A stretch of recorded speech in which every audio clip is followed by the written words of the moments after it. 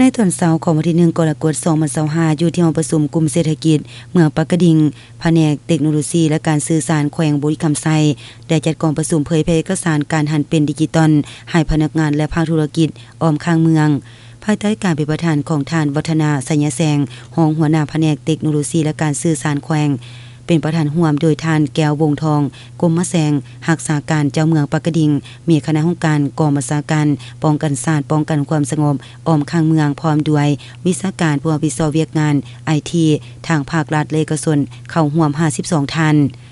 ในเบื้องต้นกองประชุมรักษาการเจ้าเมืองปากกะดิ่งก็ได้มีความเห็นต่อการเผยแพร่เอกสารการหันเป็นดิจิตอลในครั้งนี้ถือเป็นเวียกงานหนึ่งที่มีความสำคัญหลายต่อการนำใช้เทคโนโลยีและการสื่อสารเพื่อสร้างความรู้ความเข้าใจและเพิ่มทักษะให้แก่พนักงานนำพาบริหารคุ้มครองพนักงานวิชาการแขนงเทคโนโลยีและการสื่อสารและแขนงการอื่นที่ติดพันเป็นการสร้างความเข้มแข็งและสร้างโอกาสในแขนงการทางด้านเทคโนโลยีและการสื่อสารประกอบส่วนเข้าในการพัฒนาเศรษฐกิจสังคมในยุคปัจจุบันและทานได้เรียกร้องให้บรรดาทานที่เข้าร่วมจงเดี่ยวใจใส่รับฟังและนำเอาบรรดาเนื้อในเอกสารที่สำคัญไปเผยแพร่ในครั้งนี้นำไปเผยแพร่เสริมซึมให้พนักงานภายในขอบเขตที่ตนรับผิดชอบได้รับรู้อย่างทั่วถึง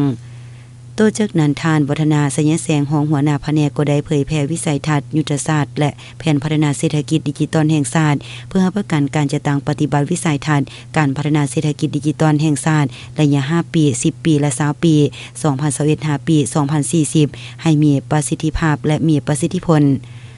ในเวลาต่อมาท่านศักดิ์ประเสริฐไสสนศรีหองหัวหน้าแผนกก็ได้สืบต่อบรรยายดำรัสว่าด้วยการบริหารและบริหารรัฐแบบดิจิตอลแม่นการนำใช้เทคโนโลยีดิจิตอลเข้าในการบริหารและการบริหารรัฐเพื่อเพิ่มประสิทธิภาพของเวียกงานให้มีความสะดวกทันสมัยว่องไวประหยัดและประกันความปลอดภัยเฮ็ดให้การบริหารรัฐสู่ประชาชนได้อย่างทั่วถึง